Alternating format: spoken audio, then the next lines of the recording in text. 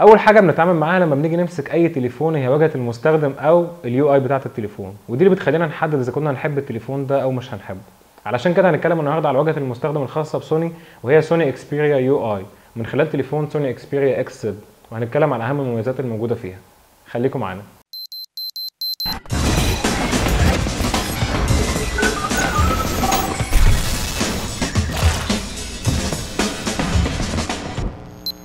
موبايل سوني اكسبيريا اكس زد بيجي باندرويد 6.0.1 مارشميلو، وبيقبل التحديث لاندرويد نوجا. واللي احنا هنلاحظه ان واجهه المستخدم بتاعه سوني شبه جدا الاندرويد الخام اللي جوجل بتستخدمه في موبايلاتها، ولكن بصمه شركه سوني كانت واضحه في تغيير بعض الحاجات زي شكل الايقونات، مثلا زي ايقونه الرسائل او ايقونه المكالمات. هنلاحظ برضو احنا بنستخدم سوني اكسبيريا يو اي ان في سلاسه في الاستخدام بتاعها، كمان هنلاقي ان في سرعه في الانتقال بين التطبيقات. هنتكلم دلوقتي عن 3 من اهم التطبيقات اللي شركه سوني بتنزلها على الموبايلات بتاعتها. اول واحد هو تطبيق بريفليج بلس، وده بيتيح لك ان انت تعمل داونلود او تتفرج على اكتر من 12 فيلم مجانا، وموجود على موبايلات اكس زد، اكس اي الترا، واكس. تاني تطبيق هو تطبيق اكسبيريا لاونج، وده عليه مجموعه متنوعه من الفيديوهات عن الافلام والرياضه والالعاب، كمان عليه مجموعه فيديوهات حصريه مخصصه بس لمستخدمين سوني، منها فيديوهات عن مباريات معينه او عن افلام معينه. واخر تطبيق فيهم هو تطبيق بلاي ستيشن، وده بيتيح لك ان انت تلعب الالعاب الموجوده على بلاي ستيشن 4 على الموبايل بغض النظر عن المسافه بينك وبين البلاي ستيشن.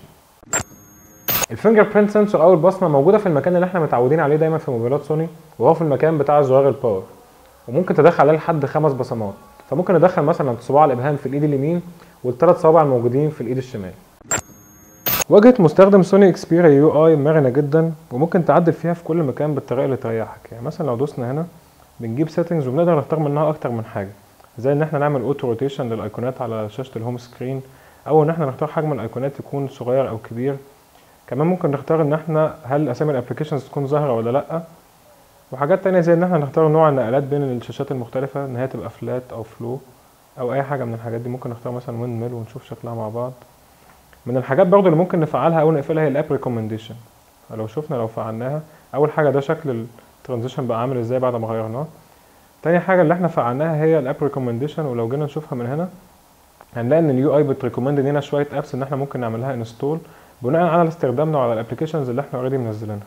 من الحاجات برضو الموجوده اللي تخلينا نتحكم في شكل اليو اي هي حاجات زي خاصيه الثيمز والوول بيبر. والثيمز هي ان احنا نختار منها اشكال الموبايل، وممكن كمان نعمل داونلود لاكتر من ثيمز موجوده تانية على الستور، وان احنا برضو نقدر نغير الوول بيبر بتاعه التليفون من هنا من اكتر من حاجه موجوده على التليفون. وبصراحه شايفين ان الوول بيبرز الموجوده على التليفون شكلها حلو جدا. هنختار حاجه زي دي، شكلها شيك جدا ولايقه مع التليفون. كمان من الخواص الحلوه الموجوده ان احنا لو سحبنا من اي مكان فاضي في الشاشه لتحت، ممكن ان احنا نعمل سيرش على الابلكيشن سواء موجوده على الموبايل او حاجات ان احنا ممكن نعملها داونلود من على الستور. كمان هو بيحط لنا هنا اختصارات باكتر الابلكيشنز اللي احنا بنستخدمها على التليفون. هنلاحظ برضو من الحاجات الكويسه الموجوده في التليفون هي ان احنا لو سحبنا لتحت كده من اي مكان فاضي على الهوم سكرين، بيطلع لنا الحته بتاعه السيرش بتاعه الابلكيشنز اللي ممكن من خلالها نعمل بحث على اي برنامج موجود على التليفون او موجود حتى على الستور ونقدر ننزله من خلاله. كمان بيجيب لنا ريكومندد ابس اللي احنا اتكلمنا عليها قبل كده، واللي بيريكومندها على اساس الاستخدام بتاعنا. كمان لو سحبنا من فوق خالص هنلاقي قائمه بالاختصارات الموجوده على التليفون، وهي عباره عن شاشتين، ولو دوسنا على كلمه اديت ممكن نضيف اختصارات تانية مش موجوده اوريدي فيها. والاب درور الموجوده على التليفون فيه طبعا كل الابلكيشنز الموجوده على التليفون، ونقدر ان احنا نتحكم في شكلهم وترتيبهم من خلال ان احنا ندوس على الثلاث نقط دول، وبعد كده مانج ابس ونغير مكان وترتيب كل الابلكيشنز الموجوده على التليفون. في العادي لما بنفتح ابلكيشنز كتير على التليفون ومش بنقفلها، فالابلكيشنز دي بتفضل مفتوحه في الباك جراوند او في الخلفيه بتاعه التليفون زي ما احنا شايفين، ولو ما قفلناهاش بتفضل تسحب من البطاريه بتاعه التليفون. فشركه سوني عملت خاصيه كويسه جدا بنفتحها من هنا اسمها سمارت كلينر، بنفعلها من هنا، ودي بنقول من خلالها للتليفون ان هو يقفل اوتوماتيك اي ابلكيشن احنا فتحناه ومش بنستخدمه. من الحاجات كمان اللي بتساعد ان اليو اي بتاعه التليفون تظهر بشكل حلو زي ما احنا شايفين قدامنا هي الشاشه نفسها اللي بتيجي بالوان غنيه وواضحه، وده طبعا بسبب تقنيه التراي لومينس اللي بتضعف الالوان وبتظهرها زاهيه وحقيقيه. من المميزات كمان الجميله الموجوده في التليفون هي ان احنا من خلال ديسبلاي نقدر نختار وايت بالانس ونتحكم في درجات الالوان الخضراء والزرقاء والحمراء عشان نوصل للون اللي هيكون مريح لكل واحد على حسب طبعا تفضيله الشخصي.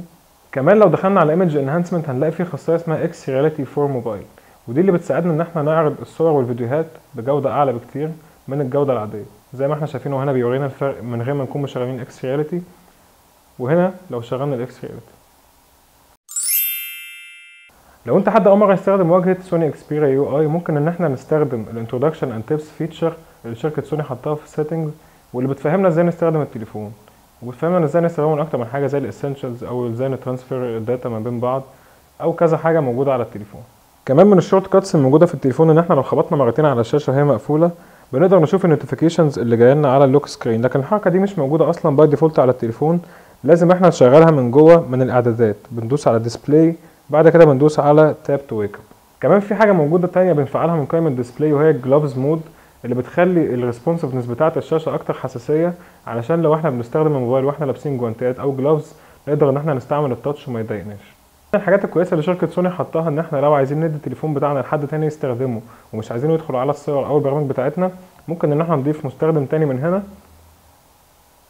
ونخليه يستخدم التليفون بتاعنا من غير ما يقدر يدخل على الملفات او البرامج بتاعتنا.